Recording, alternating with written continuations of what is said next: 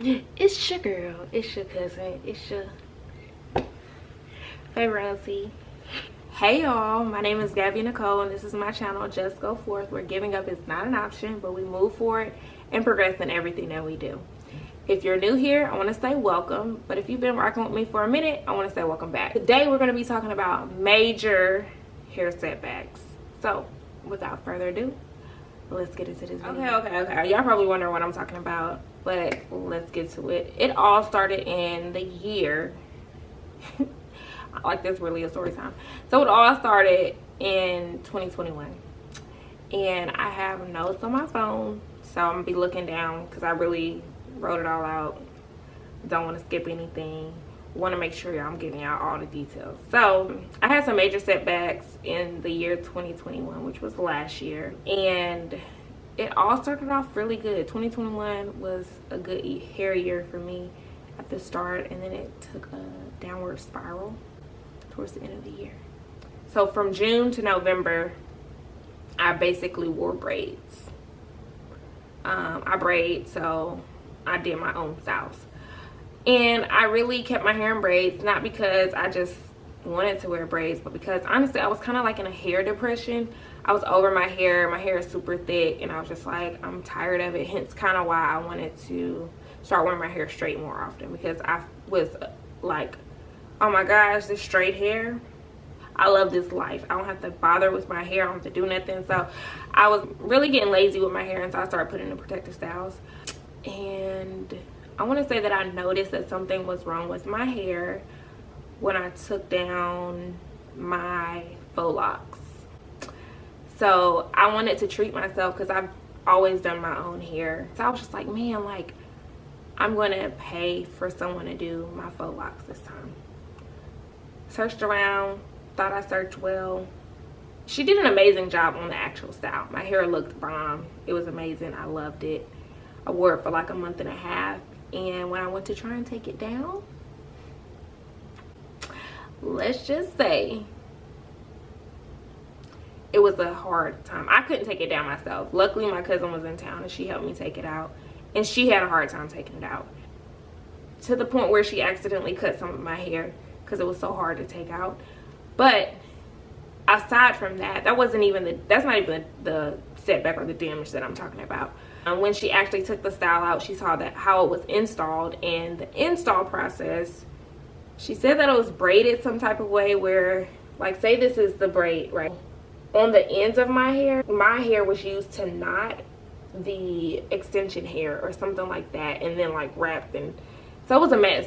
So needless to say, my hair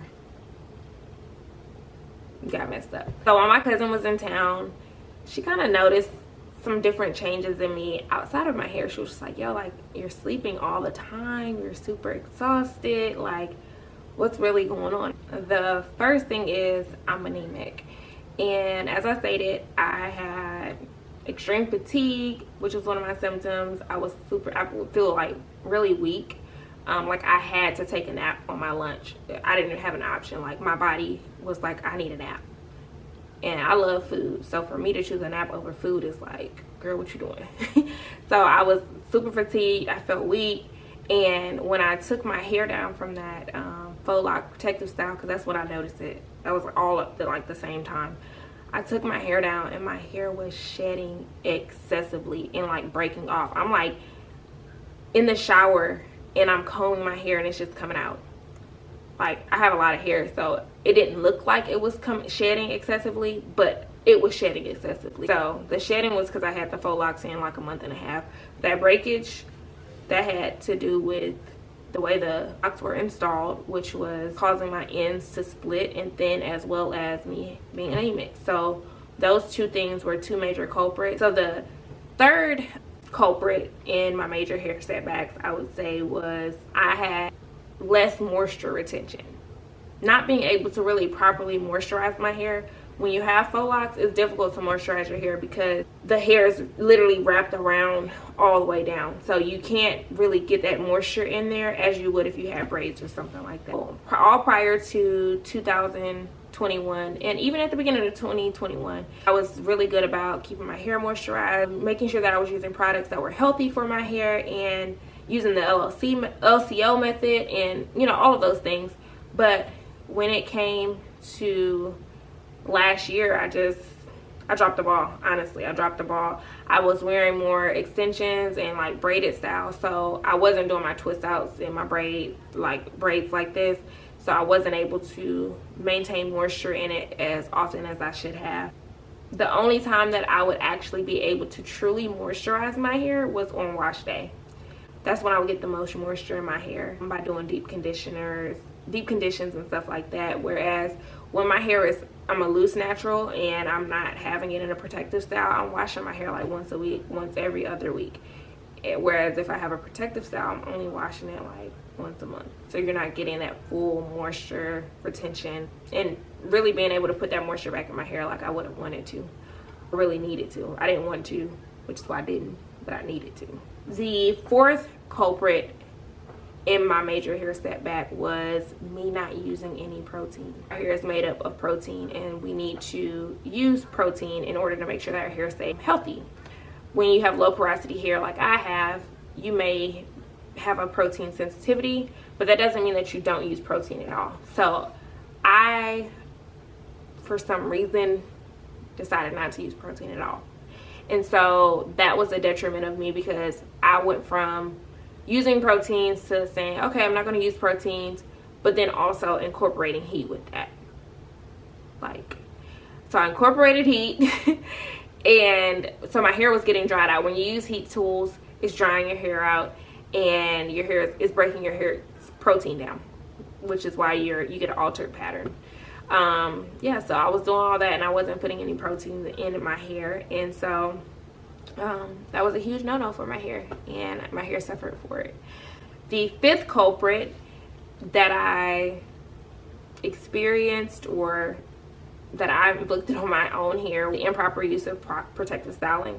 One thing that I know is really big in our culture when we get braids is to dip the ends of our hair. Back in the day, I used to burn the ends, but what we do now is we dip the ends of the hair. And so one thing that I want to just caution you all about that, you know, I did on my own hair was, you want it flowy and you want it moving and all that stuff once you get your braids. So you dip it, and you dip it as far as your hair can go into the water. But just be mindful, as your hair gets longer, your hair is getting longer in that braid, and you're dipping your hair in that hot water.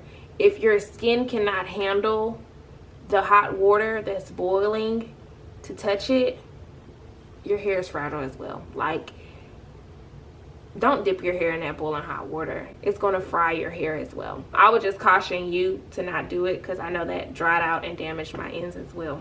And I was not getting my trims as often as I probably needed to, because I was braiding it up. I trimmed my ends, but just not as often as I probably needed to. When you're getting protective styles and you're using heat tools, you'll need to get your hair trimmed more often than if you're just doing like twist outs or braid outs or things like that. I didn't up my trimming routine to match my new style that I was doing. So I would just encourage you to evaluate the number of trims that you need in accordance to the styles that you're going to be putting into your hair. And my last and final setback that I experienced was me starting to heat train my hair when my hair was not healthy.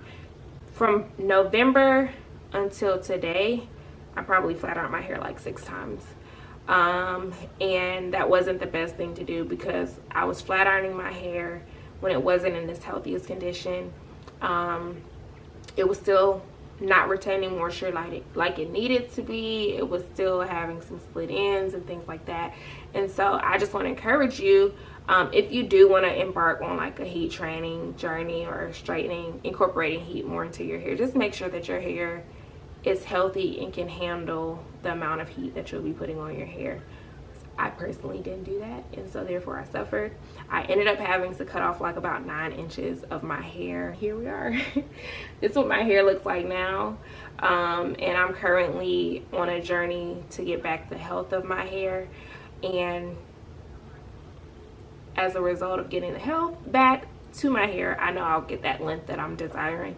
We are still on journey to wasteland, but aside from that, I really want my hair to be healthy. So I know that length will come with the health. So I just wanted to share with you all what it was that was going on with my hair, why my hair is back this short, and just, you know, kind of set a baseline and a ground framework for you all so that we can know what happened, and then have this video to look back on things that you shouldn't do, and also things that I'm never doing again, because y'all won't catch me slipping like that ever again in these streets, okay?